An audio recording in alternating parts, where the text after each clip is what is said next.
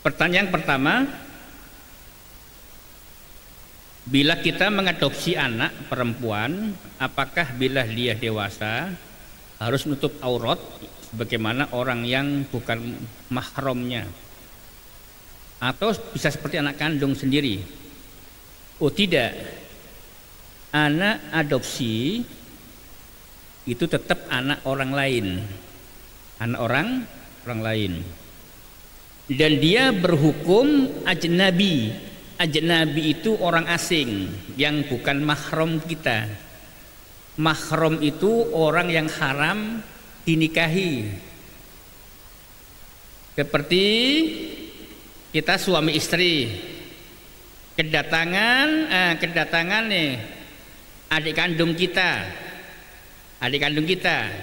orang tua kita, bibi kita, baik bibi dari bapak atau ibu, karena bibi dari bapak itu namanya ammah, kalau bibi dari ibu kholah begitu, atau paman kita, pakde kita, uwak kita, itu mahram namanya. Atau keponakan kita kan haram menikah dengan keponakan nikah dengan bibinya itu haram, nah itu namanya mahram. Ada juga haram lil musahara, haram karena perbesanan. Saya punya istri namanya si A, istri saya punya saudara perempuan B. Nah saat ini saya haram menikahi dua wanita sekaligus, haram. Misalkan Pak Faid menikah saudara kandung 4 kayak Raden Wijaya begitu, pendiri Mojopahit, itu kan langsung 4 tuh, 4-4-nya itu adalah adik kakak, ini haram. Bolehnya Pak Faid kalau isi yang pertama wafat nikah adiknya boleh, wafat lagi adiknya lagi boleh gitu ya. Itu namanya haram lil musahara. Jadi anak kandung berbeda dengan anak adopsi, ya, berbeda sekali. Bagaimana hukumnya?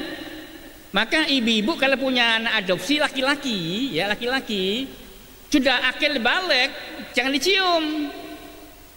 Ibu juga jangan memperlihatkan auratnya gitu.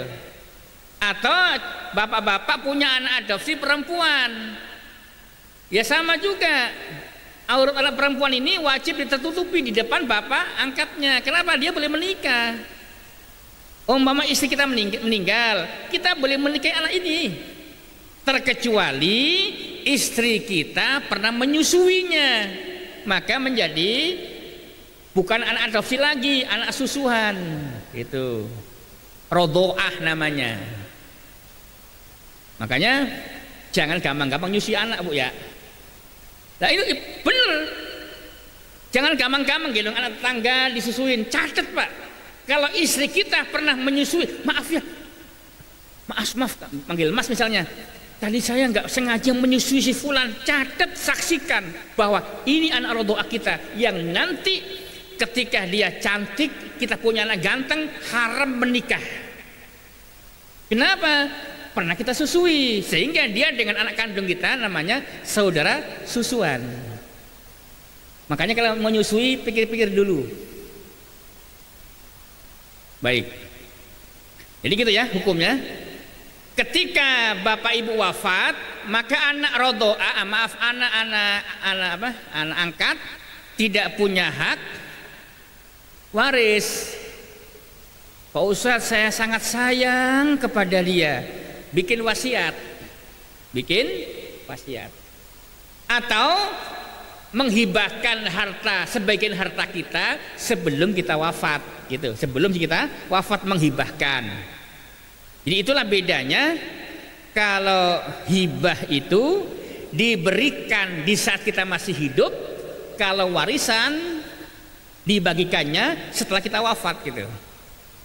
Nah, bapak ibu sangat sayang sekali.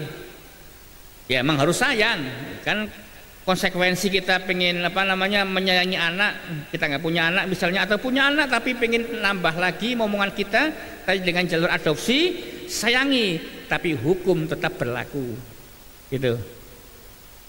Binnya nggak boleh dibinkan suami ibu-ibu.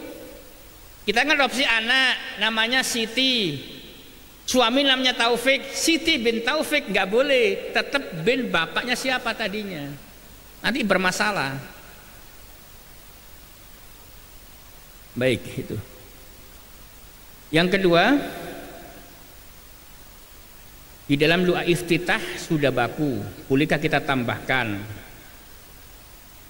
Jangan ditambah karena sudah baku.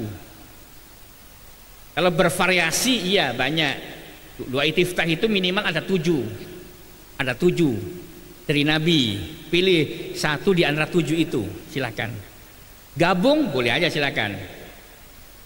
Nah, kapan kita bisa menambah doa? Waktu sujud.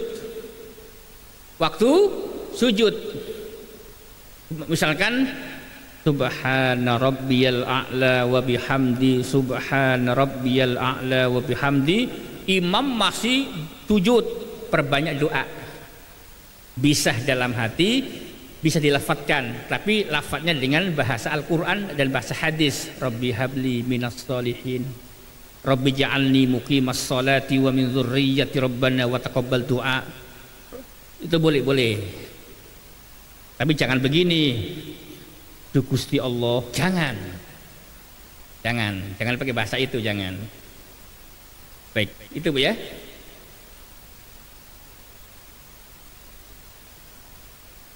Ada lagi? Baik, jika tadi ada, alhamdulillah, mudah-mudahan penambahan materi yang berbahasa Arab ini nanti insya Allah saya kirim ya Pak Fakti, bisa di share dan nanti bisa saya terjemahkan ya. Setelah saya terjemahkan bisa di share ke jamaah insya Allah. Kita berdoa kepada Allah Subhanahu wa Ta'ala.